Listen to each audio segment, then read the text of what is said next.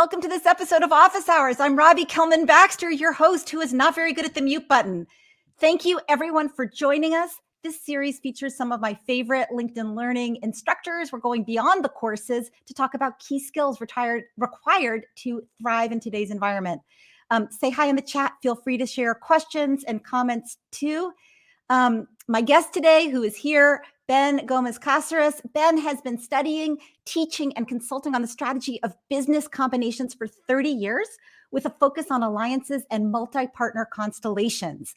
He's the Peter A. Petrie Professor of Business and Society at the International Business School at Brandeis University, where he also directs the MBA program and the Asper Center for Global Entrepreneurship. Prior to that, he was a professor at the Harvard Business School for a decade. And before that, an economist at the World Bank. We are so lucky to have him. Ben, I invited you to talk about the skills required to thrive in business development roles today and best practices in partnerships, as well as how alliances are changing as a result of the global pandemic and shifting market conditions. Welcome, Ben. Thank you, Robbie. That was a great, a warm welcome, even better with sound. I really appreciate even better with sound. And thank you for having me on. I'm honored. Your work on LinkedIn is great. I followed your courses, and it's an honor to be your guest now. And I'd love to have this conversation and see where we take it. Yeah, I love it. Well, let's start with the three laws of partnerships. Something that you kind of use as your core concept that really ties it all together. Let's start with the punchline. Sure. Well, thank you. Basically, let me back up a little bit and tell you the landscape in which I operate or have operated for the last 30 years. As you said, I've studied a lot of different kinds of ventures, joint ventures, strategic partnerships, various kinds of collaboration, consortium, various kind of basically ecosystems, what you might call that today. And over the years, I've seen so many different shapes and forms that it gets very complex. So I try to boil it down to what are sort of the most important success factors, the most important lessons. And it's a little bit abstract, but once you grasp it, I think it'll be helpful in our conversation. So I'll take you through them. There's three laws, three particular rules that you have to follow. The first one is actually very close to everything you talk about in your course on business development, which is 1 + 1 = 3. So the creation of value from putting together two separate things, right? And that's what business development often is. I like the high-tech video aids. Thank you. Yeah, thank you. The LinkedIn course has it with a nice PowerPoint coming in, right? But this is effective too. I love it. What we call that is joint value. This is like the heavy economics term for it, which means that by putting together two different things that normally had a different function, now we can create something new, which is really what we see all around us. Because every new innovation is actually a combination of previous existing technology and existing business. And so I think the world, I use in my book, I call it remix strategy. The world is all about remixing and putting together things and creating more value. Does that make sense? With your approach to business development, which I find very effective, is about this kind of creation of synergy, right? Yeah, absolutely. I mean, the way that I think about it is, a lot of times the organization is looking for something that they don't have. Mm-hmm. And they're deciding, is it something that we can create internally, or is it something that would be better served by finding a partnership? Yes.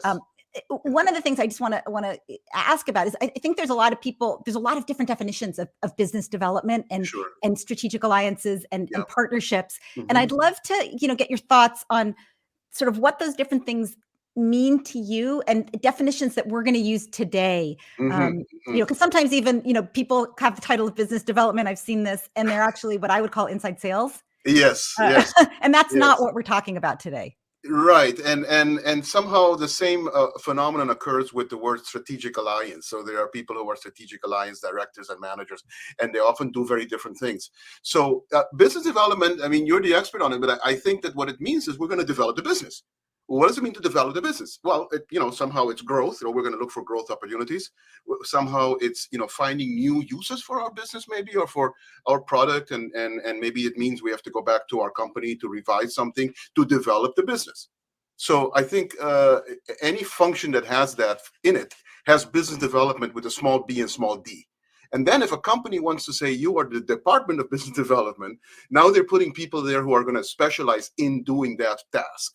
And the way they specialize is they probably are very good at scouring the marketplace for opportunities, so scouring the technology space for new technologies. If, for example, business development in a pharmaceutical company, in a large pharmaceutical company, is really a matter of going out and finding what they call assets with molecules, that are valuable for the pharmaceutical company, and then their job is to bring it in to form a deal.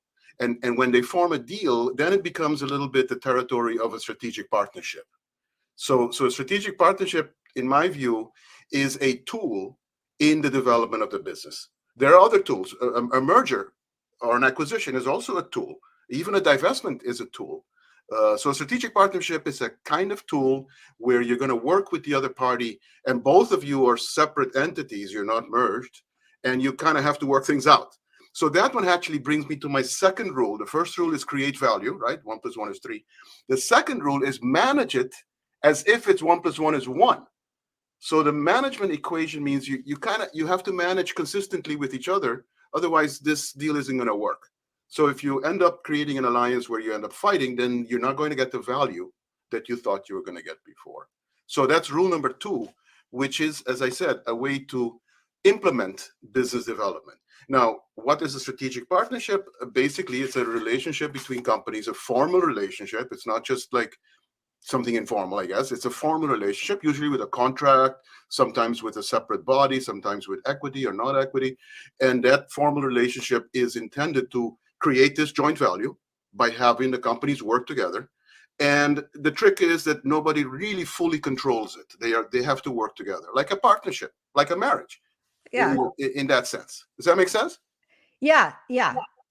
Love it. So, okay. So step 1, 1 + 1 = 3. Yep. Right. So Step there 2, needs- if in fact you need a partnership, then it better be managed this way, that you don't end up fighting each other. The third rule is a little tricky, and so math gets more complicated now. It's 1 + 1 = 1.4 + 1.6, or 1.7 + 1.3. This last part has to add up to the 3. Remember? So if you're creating a pie, you're creating a bigger pie with the first law. Then you're working together to cook the pie, and then you have to slice the pie, and that has to be done properly.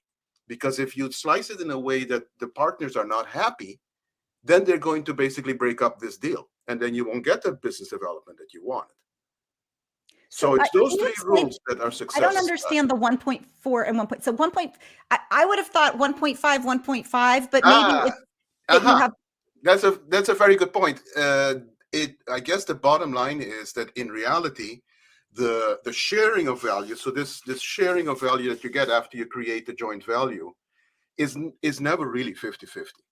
I mean, it depends a little bit on, in a way, what each party brings to the table.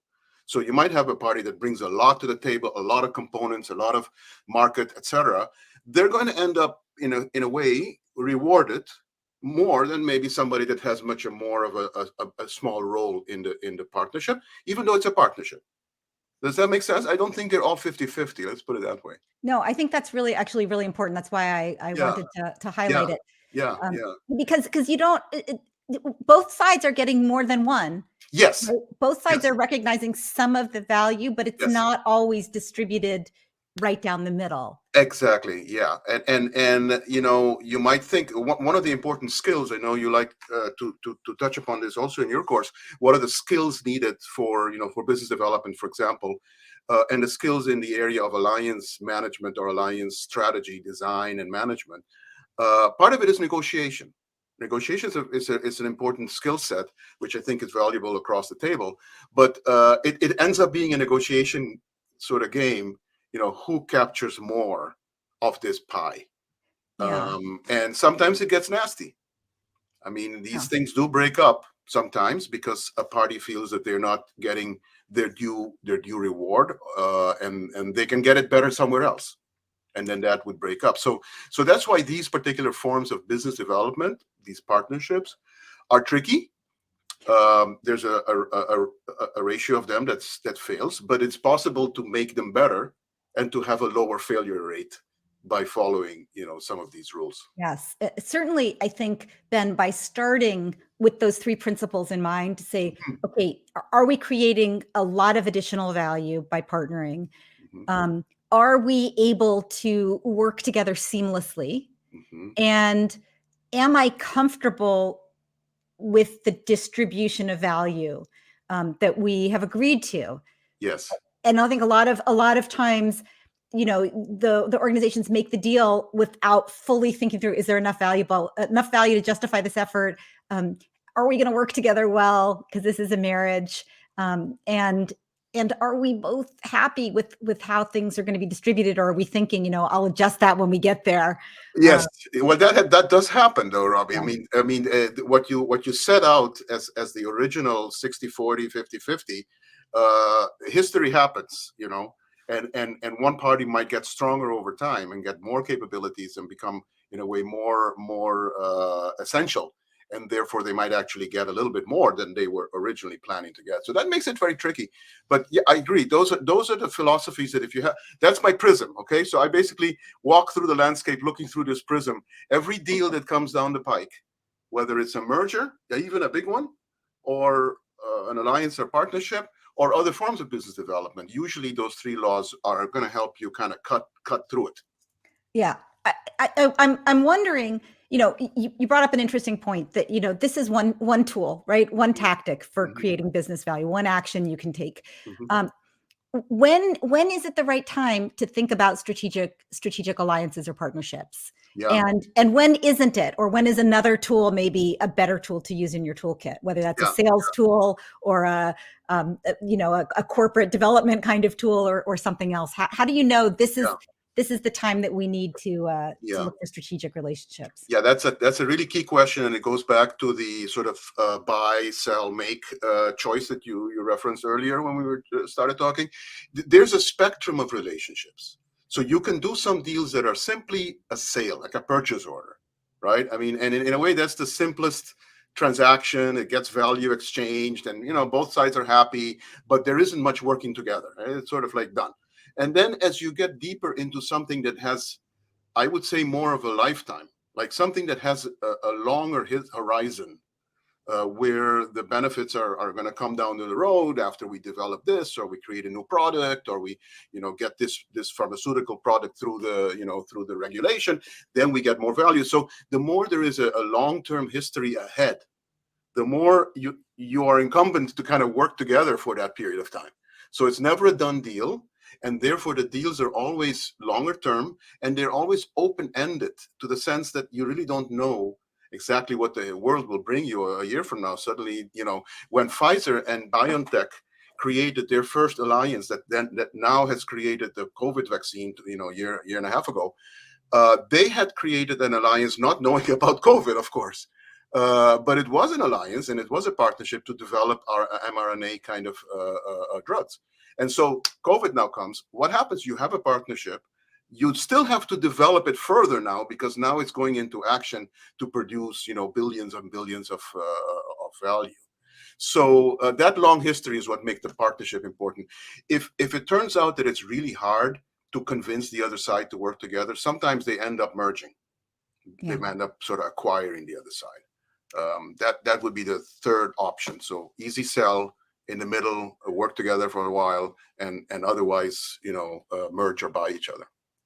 Yeah, yeah. I mean, I guess, the strategic partnership is ideal when the two partners have different strengths, Hmm. um, and when there is not enough time for either partner to acquire those other strengths by themselves, right? Because Hmm. Hmm. that's what forces you to Hmm. collaborate as opposed to, do it Yep, internally. yep, yep. And where the potential value is big enough, that it could be valuable for both sides, but also that it's not the entire business. I mean, I think when it's the Yeah, entire business, if I just want your channel, or yes, I just want your technology, which is all you have, yes, I might just acquire you. It might make more yes. sense to do the acquisition. I think that's a good point. A good example of that is going way a little bit back in time, but Disney and Pixar.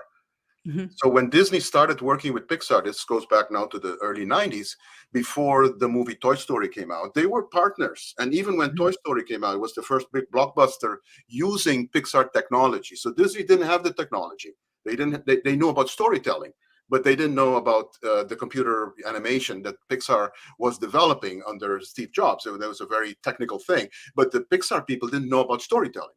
So they got together as a partnership and they created Toy Story. And then they had a couple of other movies that were also under the form of partnership. But it turned out, as you say, that Disney just wanted to have the whole Pixar. And not keep it as a separate company where you had to always negotiate on every little thing you're going to do. So they acquired them. So that is often, or not often, but sometimes the end of a strategic partnership. It could start with a strategic partnership or a joint venture with equity investment, and then it could either be acquired by one side, or sometimes it dissolves, or sometimes it stays for quite a while as still as a cooperation. Yeah, yeah, interesting. So LinkedIn Learning, you and I have both created courses in the kind of strategic alliances, business development, partnerships arena. Mhm. LinkedIn Learning is all about skills. Yeah. What are the skills when you see professionals in this space, the people who actually, develop the partnerships, nurture the alliances? What are the skills they need to have to thrive? And what might we think that they need that they don't really need? Well, the last one is an interesting one. I haven't thought about that, but we can talk. But the skills that I see most often, it depends a little bit on, as you have mentioned in your course, the size of company and the degree of specialization. So if you take a very large company, for example, again, these pharmaceutical giants, their business development operation, their business development unit, usually has in it some people whose job it is to really go find the opportunities. So they are like maybe investment banking sort of background, finance background, economics. Those are the skills, and they have to be very good at scouring out the competitors and then having certain negotiations to find out whether it could be value created. They're the deal makers, right? Now the deal makers, that kind of mindset that I just described to you, is one thing. Once you have a deal, or especially a partnership, when you created this longer term relationship, then you need a slightly different kind of skill. And many of these business development units of the big pharma will have alliance management skills also in there. And they will be separate people. The same people who kind of, go catch the opportunity are not the same as the ones who nurture it over time, because that nurturing requires, you might say, a little bit more sort of diplomacy. So you're not going out to find something, you're going out to work this out, and there's conflicts that have to be resolved. There is a lot of meetings that have to be scheduled so everything works together. So you're now really a diplomat and a operationally keeping this nurturing alive. And then there's actually a third skill set which is relevant to all this, which is legal. So I know, we're not necessarily talking about the legal side of it. Any lawyers on the call? Any lawyers on the call? They should be, because in fact, there's a lot for lawyers to learn about how to manage these open-ended relationships. Because a partnership is not a closed deal that a good contract can always tie up for you in a bow. It always has gaps.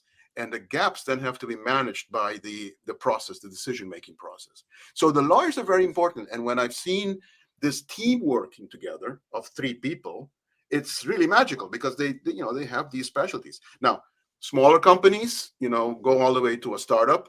You're also right in saying in your talks that sometimes it's just the founder, the CEO, or whatever. It does at least a couple of those jobs, not the legal one. That's always going to be outsourced or at least specialized.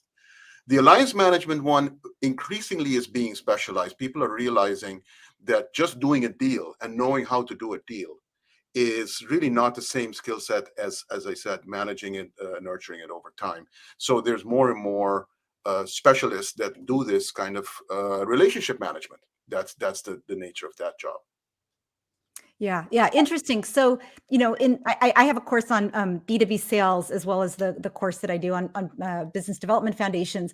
And in the B2B sales one, we talk a lot about, how there are salespeople, and then there are often relationship managers, account managers. There's inside salespeople who are the ones who kind of tee up the deal.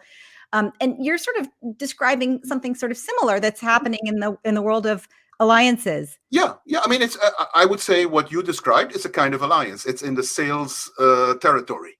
You could have these kinds of relationships in the R&D territory.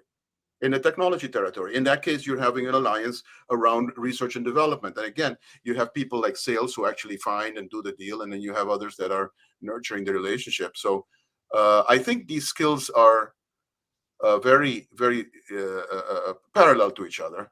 And in the alliance field, it's often that you find people coming from another function, including Mm, sales or marketing and sales or commercialization. They come from that field. Sometimes they come from actually from the labs, from the research and development. It depends on what kind of industry you're in. right. I Uh, guess if you're working with Pfizer, yeah, you probably need a science background uh, to be credible in a lot of yes, probably. situations. I mean, and your alliance manager on the Pfizer side definitely does come usually from the science side, maybe from the project management side too. So Yeah, project manage my courses are I don't know, accepted for credit by the Project Management Institute because it's a kind of project management. It's yeah. one where you have this external party that you have to manage. Yeah. So I just want to call out Hilda Mercedes, who is in compliance, who's here on the call, and I saw an Esquire also in the chat. So there are definitely some Good. legally minded and regulatory minded people here, which is great because they're an important part of Absolutely. this process. Some of the most interesting alliances I've studied are very complex, and there's complex legalities around them. I mean, these complex things don't just appear informally. Imagine the relationships that airlines have with each other to create something like Star Alliance Yeah. or on One World. These are in my words constellations, right? They're Yes. multi-partner arrangements. I, And you could call them ecosystems today too. There are very complex legal arrangements, including antitrust arrangements, that make this even possible. Before you can get to 1+1 is 1, you do have to have contracts clear. Yeah. So I think one of the things that's really important for people to take away from this conversation is that not every alliance role is the same. Different skills are required for different roles, both in terms of the industry, the nature of the kinds of partnerships and relationships that are being pursued, and Mhm, in terms of the stage where that relationship currently is. mhm, Is it more of a sales negotiation? Is it more of a finding? mhm. Or is it more of a nurturing, maintenance, growing, supporting kind of a role? I see a question from Julius Grazel. Thanks for this nice discussion. You spoke now about deal makers, finance analysts, alliance managers, and legal. What about the people bringing in the expertise to identify potential partners? Where do they fit in? That's a very good question. That's where it starts, right? If you don't have this, then you can stop right there, right? So you have Yep. to identify the opportunity.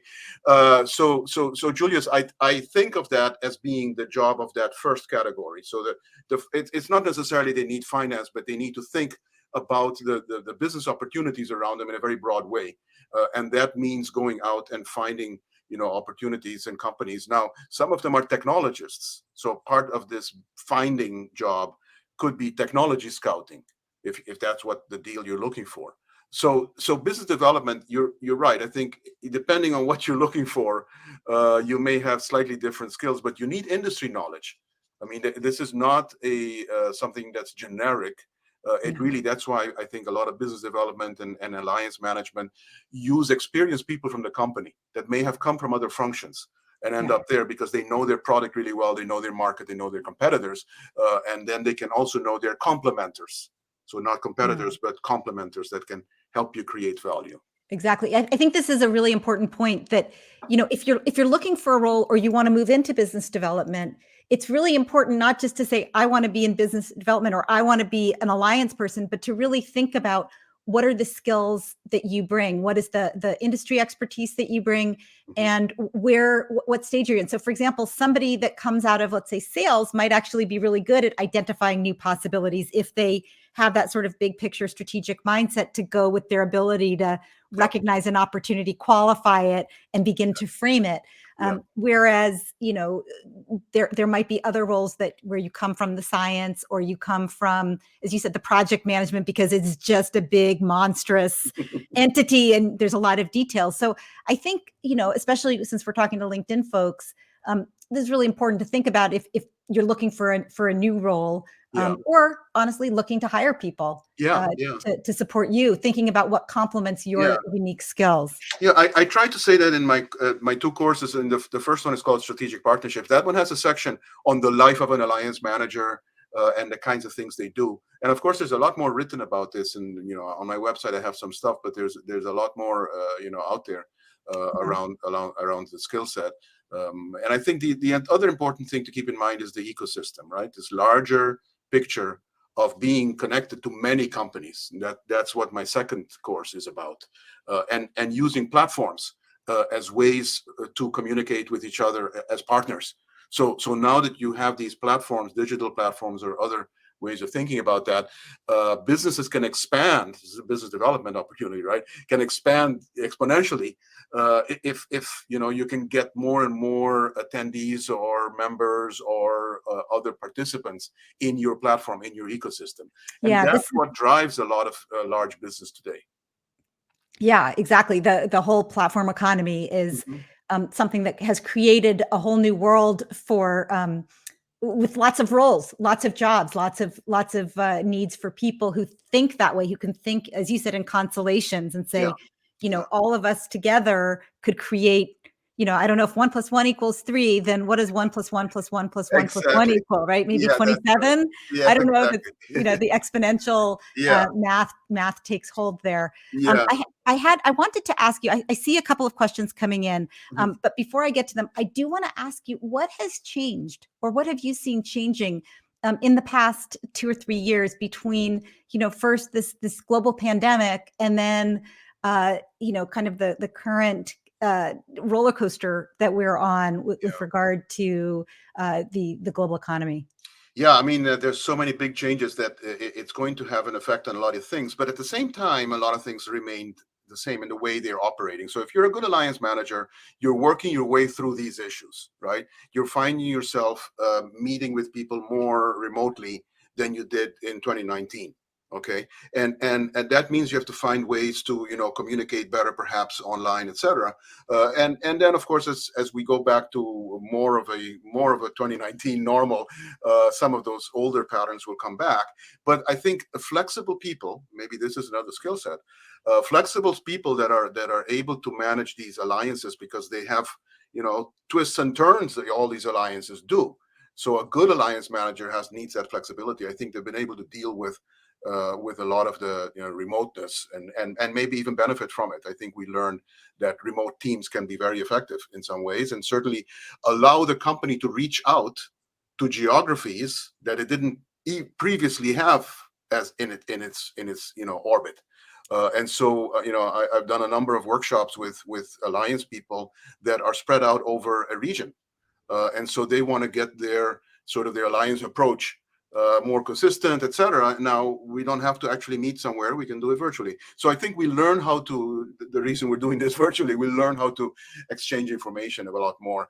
Look, there's other things happening in the world geopolitically and the positions of different countries, and obviously that affects value creation and the kinds of deals that companies strike with each other. But that's probably for another talk. Yeah, and I think that piece is a constant. Yeah. Maybe, different geographies have different issues, and I think one of the things, especially if you're doing international partnerships, Mhm. which I think is a lot of what we're talking about, Mhm. uh, being aware that that's like the steady drumbeat, Yeah. of your work, that you have to kind of keep one eye on the Yeah. horizon. Yeah. But your point about the way that that the pandemic has accelerated and created new opportunities and made it much more flexible and fast moving to establish these relationships, Yeah. I think is also a really important point. Yeah. I'm going to take one more. Let's see. We have a few questions. I'm trying to think about which one to take. Norma had an awesome comment, which is 1+1 = 11. I like her math. And I guess here's a good one to close on. This is from Mohammed. How can we create the opportunity to contact effective focal points? I know 80% of vendors find their service providers, but it is really difficult to reach that strong focal point you need to close a deal with. Is there any tip to do so? And It's a little bit hard for me to understand the focal point question. I mean, if you're I, if you How do you understand it, Robbie? Well, the way that I'm taking it is, how do you find the people who can close a deal in an Okay. organization? Well, look, I think you need champions, right? I mean, you need to find people who feel like you do on the other side, and then you often need to find people on your side. To your point about internal relationship management, you need people on your side who can champion it. So every good alliance in a sophisticated alliance framework that companies sometimes use, there will be an alliance sponsor very high up somewhere in the organization, and then there will be an alliance director below that, and then there are people working daily. So you have a hierarchy of people that need to be committed to it. And I can't say it, but if you don't find the people, then it's not going to work. Now, uh, depending on how important the opportunity is, people will attract to it. So if it turns out that we're talking with a vendor and we just can't get traction on our side, on their side, maybe there's not enough there. I mean, I think we all have to be very clear about that business development and strategy in general means not only knowing what to do, but also knowing what not to do. Yes. So sometimes that's the way, maybe that's a signal. I'm not sure exactly what the caller was asking about. Yes. No, I think that's exactly right. I mean, I think, and Mohammed saying, yes, that was what he was asking about. I think that the point that I'm taking away from this, which is kind of an aha, and I think really ties back nicely to your opening comments about the 3 laws, the 3 rules, is if you don't have enough, if you have plenty of value there, if there's a great opportunity, sure, you still do need to do your diplomacy work and reach out to the influencers and the sponsors in your organization and find your way to the same people on the other side, but they're probably going to be more likely to find you. Yeah, bingo. And so start with big opportunity. And if your opportunity is big enough, and if you can paint, I think this is also important, we haven't really talked about, if you can paint a compelling enough picture of what the world looks like, if this partnership coalesces, people will find their way to you and they will want to be on your team. Yeah, all more power to you on that. That's exactly what I would think about. It's entrepreneurial.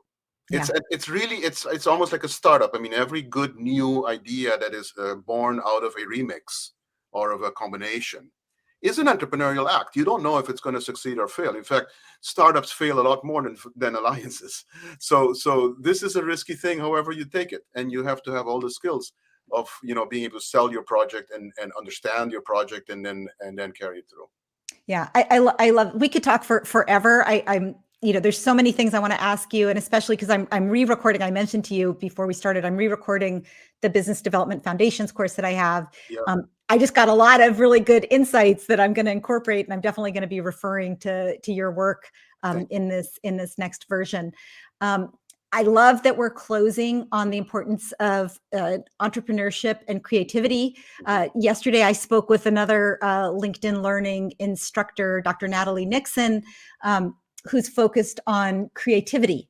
And one of her big points was that creativity is not just, painting and dancing and being good at design. It's also about designing strategy, designing partnerships, framing conversations. And I think it's great that we're kind of closing on the importance of creativity and entrepreneurialism in our space here in the world of alliances. Thank you. So thank you. I'm sorry we didn't get to all the questions. We'll try to answer some of them in the chat. Sure, and I'm available. That's my website up there. But you can find me alliancestrategy.com. Alliancestrategy.com. You'll find a lot more written and videos there. But I'm happy to field questions. People can connect to me in LinkedIn. I'm happy to connect. Great. Perfect. Thank you so much. And thanks everybody for joining us. We'll be back on December 2nd at 10 a.m. Talking about building your network just in time for the new year. Perfect. Thank you, Robbie. Thank you. Thank you. Bye.